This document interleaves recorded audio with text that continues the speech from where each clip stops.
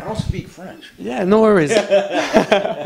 Ok, donc aujourd'hui je suis avec Nick Gullo, donc qui est photographe et qui a sorti ce super bouquin Into the Cage. Donc c'est un bouquin qui résume en fait différents passages de moments forts à l'UFC. Donc thank you very much Nick for this interview for globalmma.com. So let's talk about your brand new book Into the Cage. So what was the project? How did you have this idea to do this book? Well, I grew up with Dana White. We're good friends, and so I kept traveling with him to fights. And after I would say like 6 months, I told him that I looked around and I said, "This is amazing. I want to start shooting photos because I'm a photographer, and I'm also a writer." And so then I was like, "Yeah, and I think I'm going to start writing about it."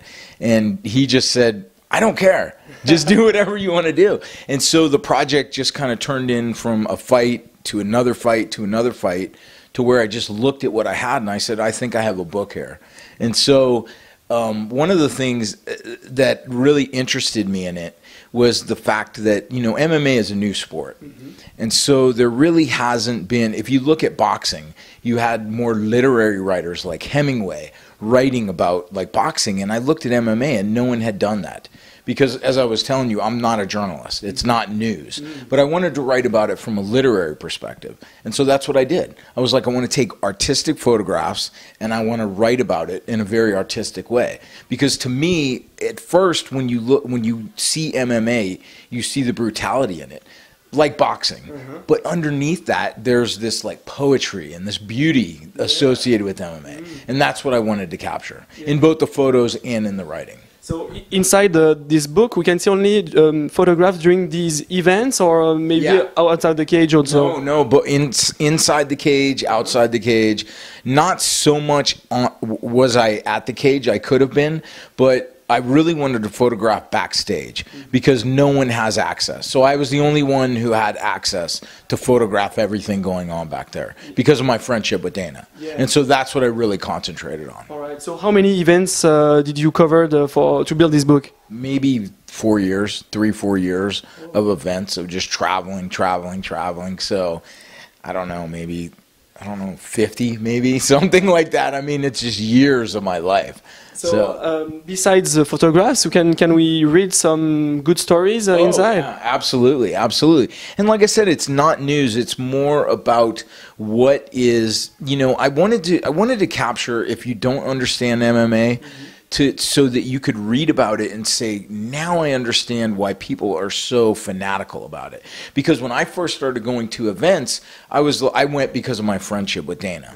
And so I didn't understand the sport. I grew up wrestling. I didn't really do Jiu-Jitsu. I knew a little bit I knew boxing, but I wanted to the more I got around it, I started saying, this is an amazing sport, and I wanted to translate that for people. And so that's what it is. So it goes behind the scenes, like with Anderson Silva. What does it mean to have a camp? And what does it mean to have students underneath you? And Uriah Faber for an American camp. What is it like for them? You know, to more profile what the lifestyle is like. Yeah. What kind of good pictures can we find inside the book? What is your favorite one? You know, I'm really into, this is one of my favorite pictures right here. This right here, this picture of Chris Weidman right here, I was in the stands. The book was done. Okay, the book was done. I didn't have any photographs of Chris Weidman because he came off a shoulder injury, and so he was out for a while. And so I was in the stands. He was fighting Anderson Silva, and I'm like, okay, I know Chris, great guy, but no one beats Anderson Silva. All of a sudden, and I'm done with the book. I'm not taking photographs. So all of a sudden, Chris catches Anderson, knocks him out, and I just went, oh my gosh. I don't have any photographs of Chris, so I had to go borrow a camera from a friend of mine, and I ran up to Chris's room. This is 30 minutes after he beat Anderson Silva, in his hotel room. His mom is on one side holding the flag, and his friend Gianni is on the other side holding the flag, and we are taking that picture in the hotel room.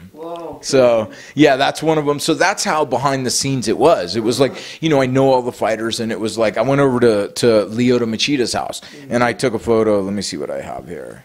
This is one of my favorite photos, too. So inside, comme vous pouvez le voir, vous pouvez retrouver des photos complètement uniques. All right, nice one. So that's in the back. That's in Lyoto Machida's backyard. So I said, Lyoto, I'm coming over. I need a good picture of you. And you know, and most photographers aren't going to have that kind of access. Where he would be like, "What are you talking about? I'm not gonna." You know what I mean? So besides being a photograph, so you train Jiu-Jitsu, that's right? I do. I train Jiu-Jitsu at with Rafa and Guillermo Mendez, who are world champion Jiu-Jitsu players, and we train at the Art of Jiu-Jitsu. And I would have to say my favorite photograph I will show you is from a closed session with, there it is, with BJ and Ronda Rousey with the Mendez brothers watching. And no one was allowed in the gym when we set this up. So, and it was amazing to see Ronda and how absolutely strong. Everyone that rolled with her said she is so strong. She's amazing. So that was really cool because I love BJ Penn and I like Ronda. So and I'm very close with both of them. So where can we find if we want to purchase the book? Where can we find it? Amazon.